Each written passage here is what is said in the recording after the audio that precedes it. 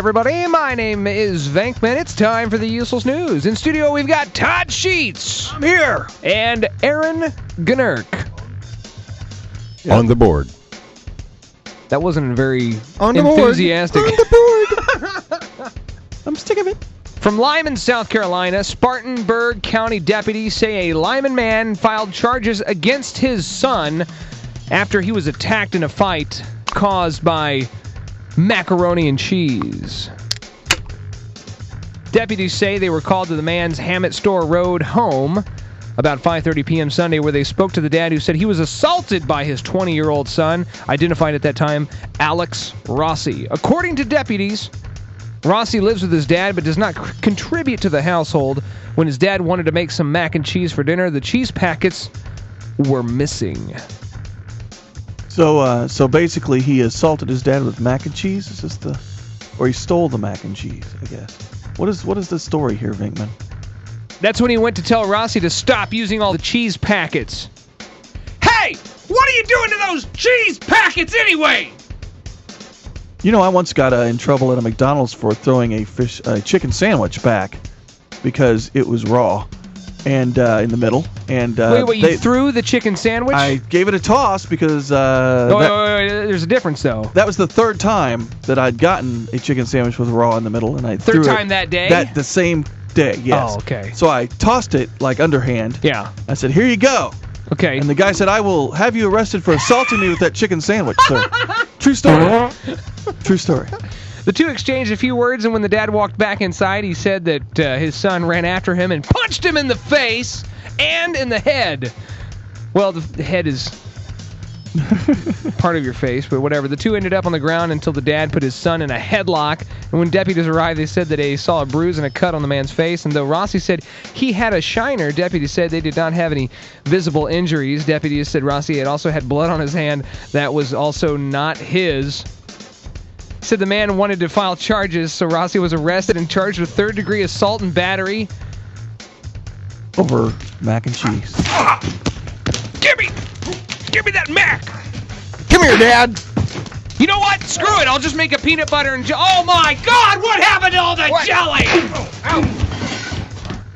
An American man who's been arrested over 1,500 times spent yet another Thanksgiving behind bars. Henry Earl, age 64, is locked up in the Fayette County Detention Center following his arrest outside a fast food restaurant last month for public intoxication. All I wanted was some Duck Dynasty. This fish sandwich is raw! Earl has been to jail for Thanksgiving 3 times in the last 5 years. Recently, he celebrated his 64th birthday locked up. Earl, who occasionally uses the alias James Brown, has spent a total of nearly... Good God, I'm arrested! Good God, I'm drunk! Hot tub! 6,000 days in custody over the course of his life, almost entirely on charges of public intoxication. Hey, rehab's for quitters. He was first jailed in Fayette County in July 1970 when he was 20 years old for carrying a concealed weapon. From then on, his arrest rate increased rapidly. He was jailed 230 times during the 1980s. Over the past year, Kentucky judges have been less lenient on him, who began spending 2 to 3 months periods in custody per the convention. Well, don't they have that, 1,500 strikes you're out policy? Shouldn't this guy really be wearing that out right now? I want to talk to Alice Spider, and I want to talk to Stevenson Dreamland, and I want to talk to tomorrow. A man was forced to ring 911 after getting a toilet roll holder stuck up his keister. What? In Newport, South Wales. I just fell on it. It's the darndest thing. South Wales. This was in England? South Wales, yes. It was me bum. It was me bum. He was hitting me bum. He was reportedly unable to move. Me mate was stuck in him up my bun. Called the emergency services from his mobile. Firemen came to the rescue. 911, what seems to be your problem? Oh, hello. How are you today? I've got a toilet bowl roll stuck in my bum. See, the strangest thing happened. I was going to the loo, and I slipped and fell. On the toilet roll holder, it kind of got jammed up my keister there. What seems to be the problem? Well, there's a man robbing my house right now. Totally take a curve. Hold on a second. Let me put you on speakerphone and you can tell your story again. 911 operator's like, I need everyone to hear this. Firemen came to the rescue. They removed the toilet roll holder. What are you reporting? This is a test. I just purchased some 911, and I was told to call you in order to check and make sure the unit is working. Okay, well, that's... And I have a toilet roll holder up my bum. The man was apparently offered suitable advice by the firemen to avoid getting into a similar situation again. Next time, don't call the fire department. Just call a plumber. The fire department says, we do have to deal with some wacky things. Sometimes someone will tell you a story and you just think, I can't top that. To be honest, if I managed to get myself into one of these sorts of scrapes, the last thing I'd want to do is to involve a whole crew of firefighters coming to see me. All I can think about is that something about Mary. He zips it up in his zipper. Oh, yeah, that was terrible. It's a holiday season, which means more Santa news on the Useless News. A shopping center Santa has been arrested after allegedly pinching the bottom of one of his elves. The man was arrested after the female elf made a complaint to police that she had been assaulted by Father Christmas. She claimed to the police that 62-year-old man who was playing Santa at the Hanover Mall in Massachusetts told her that he wished he was younger. Ho, ho, hold on a minute. The allegations are reminiscent of the 2003 Christmas black comedy film Bad I'm very Santa. happy for you. You're not really Santa. If you were Santa, you could do magic.